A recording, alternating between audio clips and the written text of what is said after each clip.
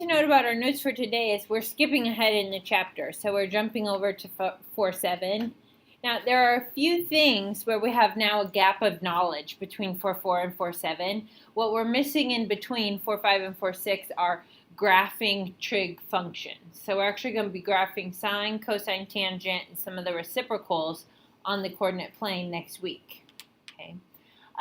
So there is going to be a small gap in knowledge on the next slide, and today I'll just say take my word for it, and then when we get to graphing next week, 4.5, 4.6, I can show you what I meant when I was talking about this. Okay, so just know that that's going to happen. I just want to quickly review the difference between like an original function and an inverse function. So I put just the three basic trig functions up here, sine, cosine, tangent. Of course, I could list 6, cosecant, secant, and cotangent. Those are not inverse functions, those are just reciprocal functions. So they are over here as an original. What I want to point out in the original function is when you're doing sine, cosine, tangent, cosecant, secant, cotangent, it doesn't matter which one, your input is always an angle. So you're putting in an angle. And what you're getting out, your output is a ratio. That ratio is some relationship between two sides of a right triangle, depending on which trig function you're working with. That could be opposite over hypotenuse, adjacent over hypotenuse, opposite of adjacent, or one of the reciprocals, hypotenuse over opposite, etc. Now, let's take a quick trip down memory lane, all the way to Chapter 1, Semester 1. What's the one thing we want to remember about making inverses? What do we always do to create inverses? Kinsey says switch x and y. Okay. In this case, I'm just going to, because of the way I labeled it over here, I'm going to say switch your input and your output, right? So remember, the reciprocal functions are just flipping your ratios, whereas inverse functions are working backwards. You're going to put in a ratio and get out an angle. So I have some notations up here. Raise your hand if you've seen arc sine, arc cosine, arc tangent before. Okay, just a handful of people. So this is one notation for inverse. Anytime you see the arc in front, that just means the inverse function, not the original function. The other way we can write these, and you may be more familiar with, it looks like a sign to the -1. Now, I don't care which way you choose to write it. Both notations are fine. Just make sure that you feel comfortable seeing both of them. The book and I will interchange between inverse sine and arc sine. There would also be arc cosecant, arc secant, and arc cotangent, right? Okay, I'm just not listing all 6 of them. So again, the big thing to remember always when you're working with inverses is now we're going to put in ratios, opposite over hypotenuse, adjacent over hypotenuse, opposite over adjacent, and then we'll get answers back out, which are angles. Okay. When you do inverse trig functions, mathematicians default to radians. Okay, so if you want to make a note there for inverses, you're going to default to radian mode. Now, this slide with my table is going to be where some of the gap of knowledge from 4.5 and 4.6 exists. So I'm going to write in this table, I'm going to ask you, I'm going to talk about it a little bit, but I'm going to say, take my word for it. That this is how we're going to do inverses. But I'll refer back to this next week when we actually do the graphs. Yeah, I would put the table. The table is super important, so you know when you can do the inverse and what kind of answers you should get out.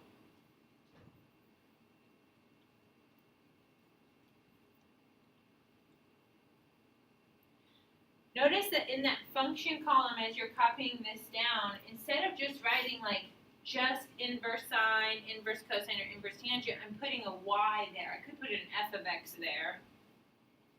But now I'm making it into an equation. So it has an input and an output. I could make tables of values. I could graph these things.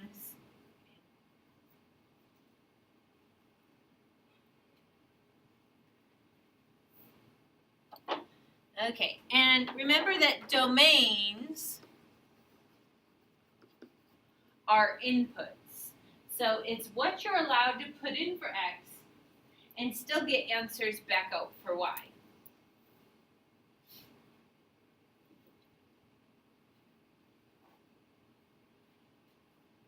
If we're talking about inverse sine and inverse cosine, remember what we're putting into those two functions are ratios. And if it's sine and cosine, it's the ratio opposite over hypotenuse or adjacent over hypotenuse. Think about opposite, adjacent, and hypotenuse sides on a right triangle. Your denominator for these two ratios is always the hypotenuse, which is always the longest side in a right triangle. So when we do inverse sine and inverse cosine, our ratio is formed by a small number over a bigger number, which always comes out to a number less than 1 or greater than or equal to negative 1. So our domain for inverse sine and inverse cosine are negative 1 to 1. Think about this on your unit circle. Sine and cosine were your x-coordinates and your y-coordinates. If you go around that unit circle, the lowest x or y you ever see is negative 1. The highest x or y you ever see is 1. So I can never evaluate the inverse sine of 3. Not possible. That's saying that the ratio of opposite over hypotenuse is 3 over 1, which means my opposite side is 3 times the length of my hypotenuse. Not going to happen. Now, tangent, you'll remember, is opposite over adjacent. Depending on what triangle you're working with or what angle you're looking at, what opposite could be longer or adjacent could be longer. So it doesn't matter. You can put anything into tangent, and you'll get an answer back out. So it's negative infinity to infinity. So never stress out if you're doing inverse tangent. You're going to be able to do it. Sorry, it should be parentheses. Thank you. That's why my brain was writing that parenthesis, huh? I agree. Okay, so never stress out about inverse tangent. You'll always get an answer. It always works. You do have to worry if you see inverse sine or inverse cosine. Make sure it's a number between negative 1 or 1 first. Otherwise, don't worry about it. Now, outputs. Here's where that gap of knowledge comes from. So I'm going to talk to you a little bit about what to expect for next week when we graph sine and cosine. Both sine and cosine are waves. So I'm going to draw a big wave here. Imagine this wave, right? Okay. Well, a wave passes a vertical line test, so it is a function. Okay, put in an input and I get out a single output every single time for every single angle. In order for the inverse of a function to also be a function, it must pass the vertical line, the horizontal line test. Will a wave pass a horizontal line test? Nope. It's going to cross every wave, right, when it's coming up and coming down. So we have to restrict our range for these so that we get inverse functions. Every input has a single output. We have to restrict it to a little snippet of the graph. Okay, now I'm going to choose what those snippets are. We'll talk about that next week when we actually graph them. For sine, it's negative pi over 2 to pi over 2. For cosine, it's 0 to pi. And tangent, negative pi over 2 to pi over 2.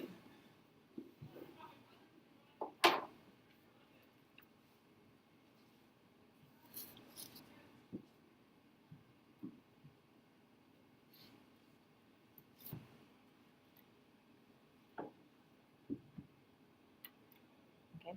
So when you do inverse trig functions, you can only give me outputs. And think about outputs like your answers. Your answers to inverses have to be within these ranges depending on which trig function you're doing the inverse of. Now, that last box, I'm going to draw my visual of what my outputs are allowed to be. I'm a very visual person in trig, so I like to see what these things look like. Negative pi halves to pi halves. I call it a half moon. It's a semicircle, right? From the negative vertical axis, negative pi over 2, to the positive vertical axis, pi over 2. So you can give me any angle from negative pi over 2 to pi over 2.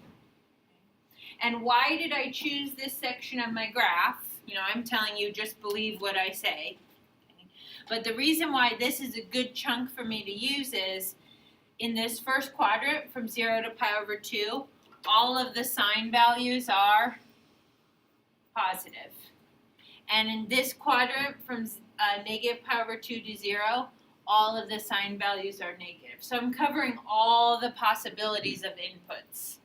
From negative 1 sign at negative pi over 2, all the way up to 1 at pi over 2. Okay. But then I'm not repeating them where I would have multiple outputs. Okay, I only get to have one output. Now, here's where something weird happens. You've been studying your unit circle. You need to know all the angles on the unit circle. You know some angles down there in quadrant 2, right?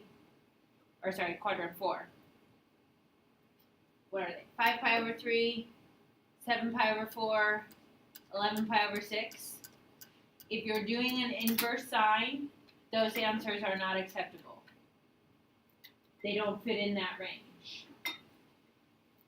5/3, 7/4, 11/6 are more than 1/2. So it doesn't work. You need to write them as one of their coterminal angles. Negative pi thirds, negative pi fourths, negative pi 6. So I'm going to list those down here. Negative pi over 6, negative pi over 4. I'm going to squeeze this one in right here. Negative pi over 3. So this is like the weirdest part about the inverse sign, is that if you're doing the inverse sign of a negative ratio, you can't give me angles from quadrant 2 or quadrant 4 where sign is, or sorry, quadrant 3 or quadrant 4 where sign is negative. You have to give me the angles in quadrant 4 that are negative angles. They have to fit between negative pi over 2 and 0. Okay, for cosine, we don't run into that issue. Cosine is the half moon from 0 to pi. So if cosine is positive, give me an answer in quadrant 1. Pi 6, pi 4ths, pi 3rds. If cosine is negative, give me an answer in quadrant 2. 2 pi 3rds, 3 pi 4ths, 5 pi 6. Those all fit in between 0 and pi. So now you can answer from the unit circle if you have a negative value as a ratio. And then tangent is essentially the same as sine. So I always think tangent and sine have the same half moon. It's cosine that's the oddball. I can't use that same half moon for cosine because cosine is positive in both quadrants. So then I don't get all the negative values. Now, some people may say like that the range for tangent should actually be parentheses, negative pi halves and positive pi halves, because those are where tangent's undefined. But just in case you ever want to, like, if you have a value that's undefined, then you could still answer, oh, that's the pi over 2 or the negative pi over 2 angle.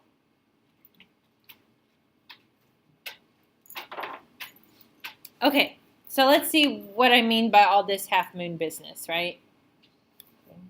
We'll do an example. I got 2. Arc cosine of square root 2 over 2. And arc sine, I suppose I should maybe have put parentheses around this one, of negative square root 3 over 2.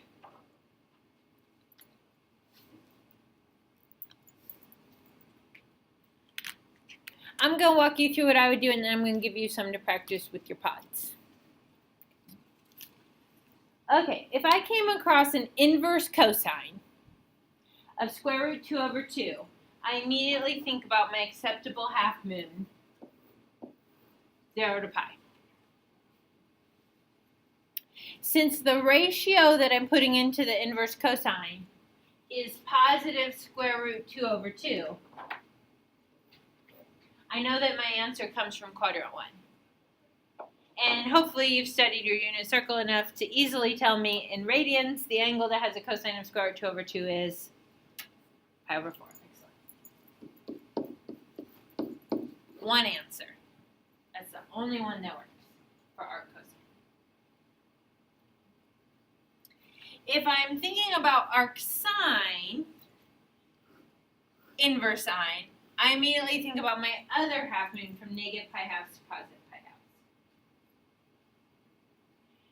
And this time my input is a negative ratio, which means my answer must be coming from that bottom quadrant, quadrant 4.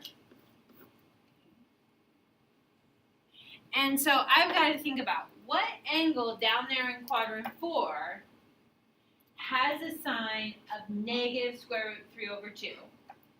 You either have your unit circle memorized and you know the coordinates down there in quadrant 4, right? Or I could also use my hand trick just to figure out which one has the sine of square root 3 over 2. I need 3 fingers below my angle, so I'd put away my index finger. I've got 3 fingers to the right, so it's the square root of 3 over 2 for sine. And this angle is, in quadrant 1, pi over 3. So that means in quadrant 4, we would call it negative.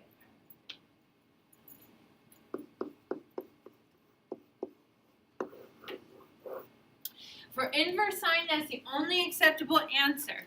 If you were thinking in your head about the unit circle and you thought about 5 pi over 3, it does have the same sign, negative square root 3 over 2, but you can only answer angles between that acceptable range, negative pi halves to positive pi halves. So you have to adjust it. If you think 5 pi over 3, then you answer negative pi over 3.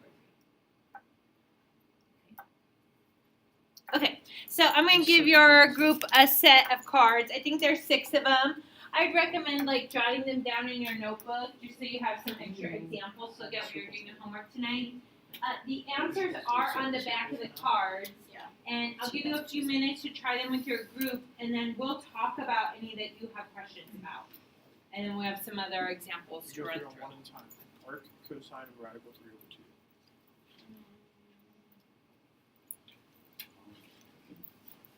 Pi over 6.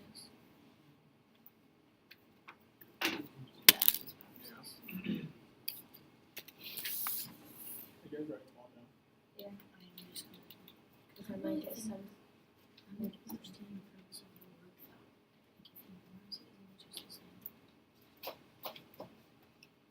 I don't know. The circle things really bother me. I keep forgetting which one. Go for the first circle. Both side inverse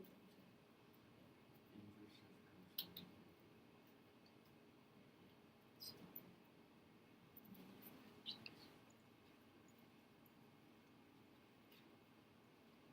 Going okay up here? Mm. Mm-hmm. Oh, so basically. Okay, I get confused whenever you have to change it from side. Okay, so to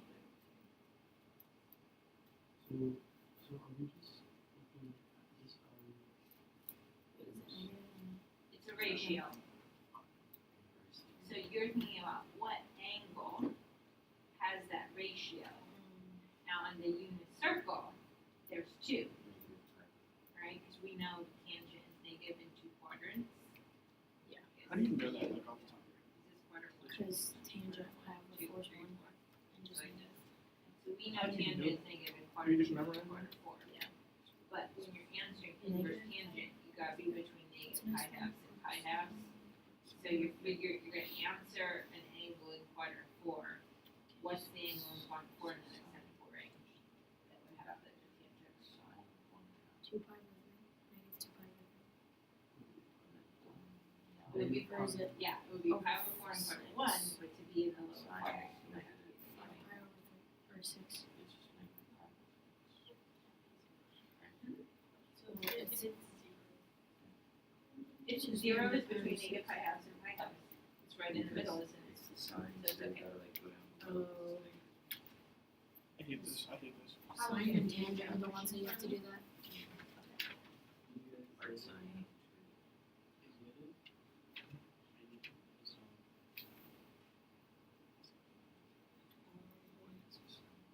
Wait, so, okay. Yeah, what kind of question can I answer? So would it be this one? It wouldn't be the pi over 6 one. Oh, yes, it would be the pi over 6 one. I take it back. Okay. Sorry, I was looking at the wrong thing. Yes. You have to find out some more. Sort of. I mean, really, for like, you could also just know in the inverse sine and inverse tangent. Not possible. This one is negative pi over 6, right? That one's pi over 6. Isn't it just Pi over 6. Negative pi over 4. Negative pi over 3. This is just a negative angle, so it's going clockwise. Yes, I was like, yeah, negative pi over 6 is it. So if you would say I'm not that good the with tangents. positive version would be pi over I 6 get in quadrant 1, you just Just, put negative on it. For sine and whatever next. tangents inverse.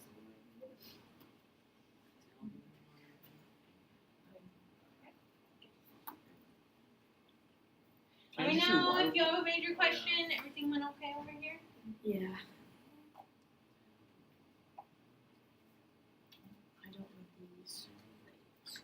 That's the only thing that I feel like I know, like if I get a unit circle, I know I'll kind of put all this in. But I don't get the tangents. Like I can't remember the tangents. Well, this one's 0. 2 over y over x.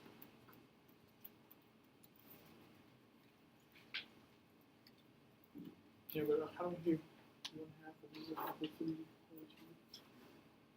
I just don't know. Like, these ones, I just know those.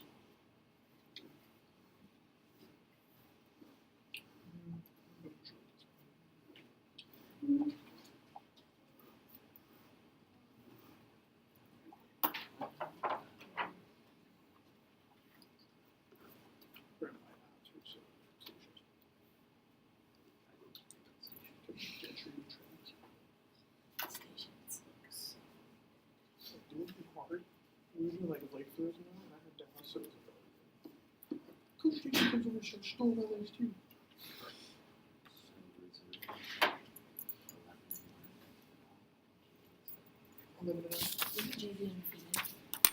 Okay, I'm going to have you come together and take a peek at the board. Okay, and if you didn't get through all 6, that's okay. What I did initially for these is I just went through and I drew my half moon. So again, I'm a really visual person on these. I want you to see where I'm allowed to answer. And eventually I don't have to draw the half moons all the time because I know what they are, right? But for me in the beginning, I think they're super helpful. So notice that only my ones, the first one, the cosine, and then I have a fourth one down here that's a cosine. Those are the only 2 half moons where I use quadrant 1 and quadrant 2. For inverse sine and inverse tangent, it's always quadrant 1 and quadrant 4. Okay. And then I went through and I just looked at my ratios and I crossed off the one that the angle doesn't come from. So if I'm doing a positive ratio after the inverse cosine, sine, or tangent, I'm going to cross off the negative quadrant. So I cross off quadrant 2 or quadrant 4 on that last one. For 0, maybe I just kind of like leave that because tangent's kind of a funny one, like you guys asked about 32 on the homework, so you got to think about it. And then the negatives, I crossed off all the positive quadrants. Okay. So the rest of it is just kind of trying to figure out then what is that angle that has that particular ratio. Are there any that you and your group were working on that like maybe we need to say more about why it was what it was that left you puzzled?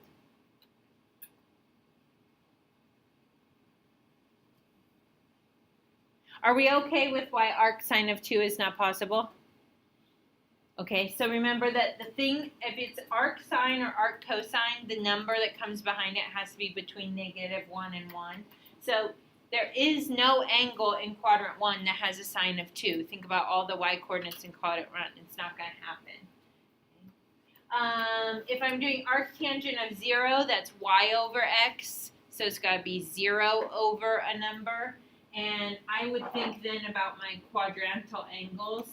Well, that has to be that quadrantal angle at 1, 0. So that my y is on top is 0. So that is the angle 0.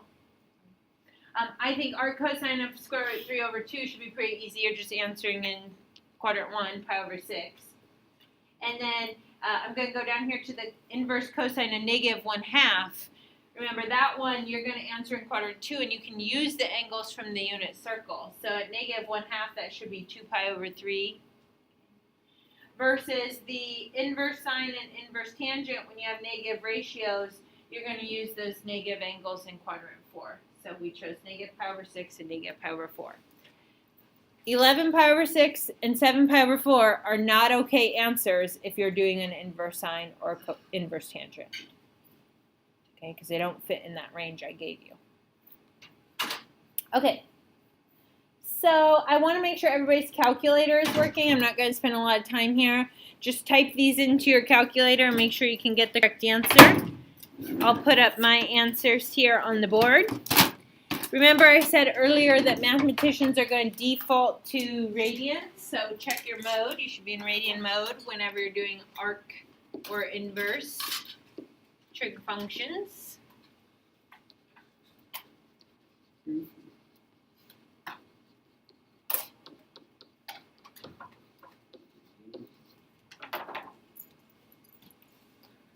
Well, let me know if you feel your calculator is not in working order.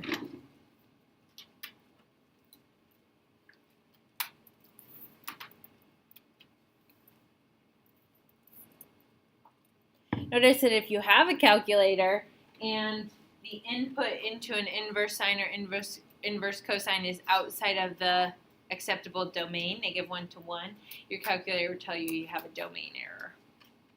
Okay. That will never happen with inverse tangent. Did I do tangent on the last one, or did I do sine? No, I did sine. Okay, I did it right. Got nervous. It will never happen with inverse tangent that you should get an error because the domain for inverse tangent is all real numbers. Okay. I got an error on the last one. Did you do inverse sine? Did you type in a subtraction Did you or put a negative? point on it? Oh, that's a syntax error. This is a minus when you need to have a negative. Oh, I put a minus. Yup, Yeah. yeah. Oh, come That on. GI really is quite particular, isn't it? Okay. So, moving right along, you can put your calculators away. You don't need them again. There is something called an inverse property, and you're going to get more practice with these inverse properties tomorrow.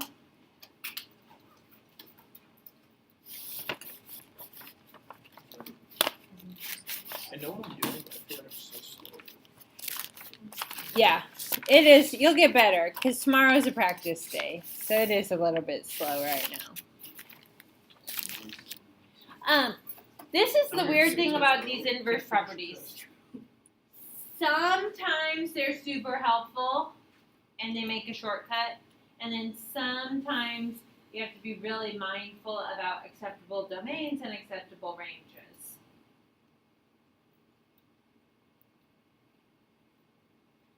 So notice I just have the 3 different basic trig ratios, and they all kind of look the same setup. The sine of arc sine of x, the cosine of arc cosine of x, the tangent of arc tangent of x. What do you think happens when you take the sine of an inverse sine? They should cancel, and you'd get just x. Yeah. X, x, x. Okay, now, here's that thing about, like, sometimes they're super helpful. Sometimes you have to be really thoughtful. Remember that on the inside here, you have to be able to first do the inverse sine or the inverse cosine. So for cosine and sine, before you just cancel them out, make sure that the thing you're taking the inverse sine or cosine of is between -1 and 1. If I do the sine of the inverse sine of 5, that's not 5, that's not possible. It's just like the one you did with your group arcsine 2. Can't do it because it's not within the acceptable range. Tangent, arctangent, I'm going to put a little star right there. I like this one. This is always a shortcut. Tangent, arctangent is always x. So I don't have to be very thoughtful on that one if it's tangent. I know it's going to work. Now, on the other side here,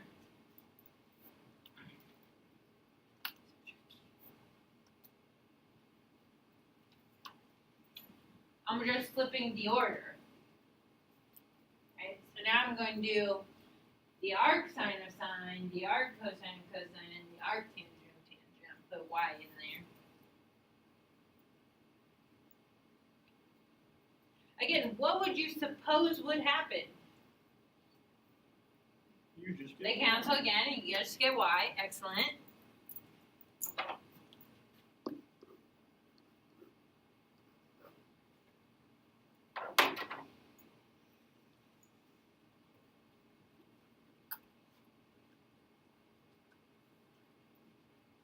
Now, the inside, you'll always be able to do. Like, you can do sine, cosine, and tangent of any angle.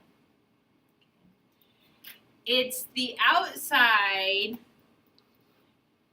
that you have to be watchful of on these. If you're doing inverse sine, inverse cosine, or inverse tangent, remember, you can only give me one correct answer. It has to be in the correct half moon.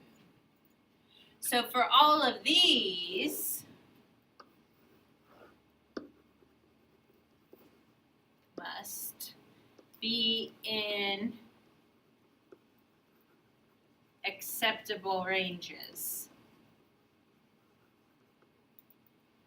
Okay. And so when I say that, I mean my little half moons.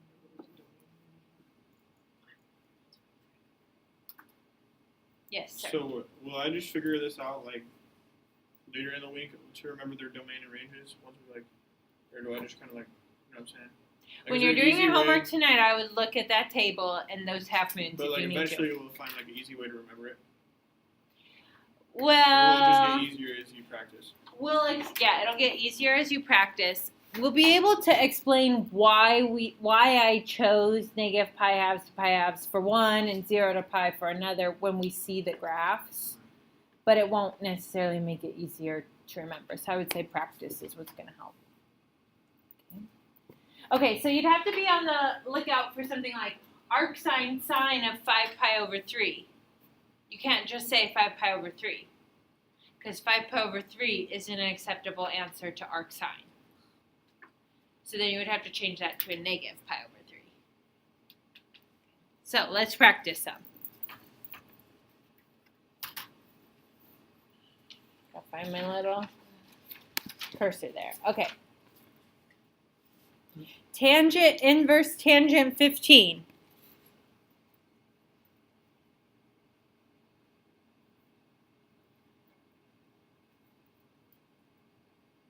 It's just going to be 15. This is the one that always works. Okay, you can always do the inverse tangent of any number. You don't know the angle that has a tangent of 15, do you? No. But I'll be able to figure it out if I had a calculator, and when I do the tangent of that, I'll just get 15. And that's the one that always works. arc cosine of cosine 4 pi over 3. Now we'd like to just say 4 pi over 3. But we can't. But we can't because it's an arc cosine and it has to be between 0 and pi, which 4 pi over 3 is too big. So 4 pi over 3 is in quadrant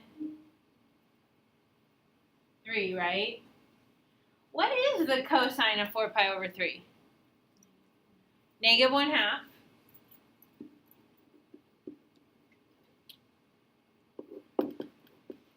So I'm just evaluating cosine 4 pi over 3 is negative 1/2. What's the inverse cosine of negative 1/2?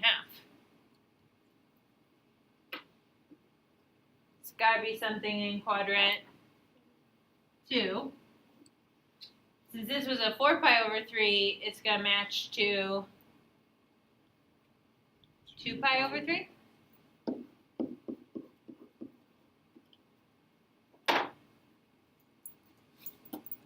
That's the nice part about working in radians. If you notice that it's like a pi over 6 angle, it's going to match to either pi over 6 or 5 pi over 6 for cosine, or pi over 6 or negative pi over 6 for sine or inverse tangent. Okay. Let's do sine arc sine pi.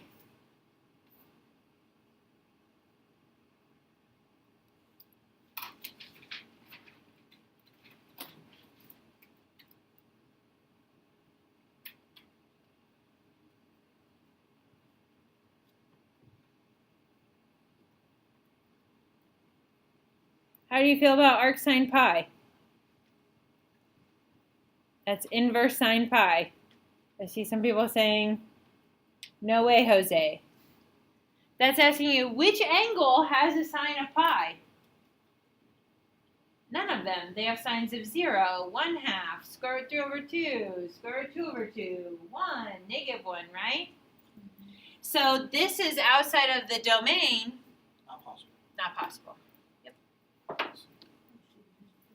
Not possible. So be aware that that could happen, so you might not always have an answer. Inverse sine of 7 pi over 4.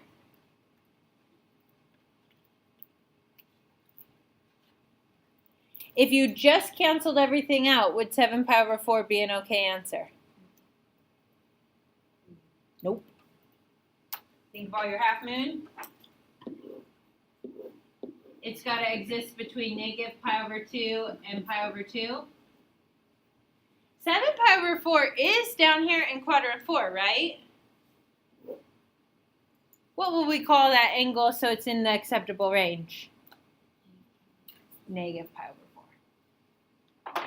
So again, that's where you can kind of see that connection between radians. You know it's got to be the negative angle. Because it was 7 pi over 4, you knew it was going to be negative pi over 4.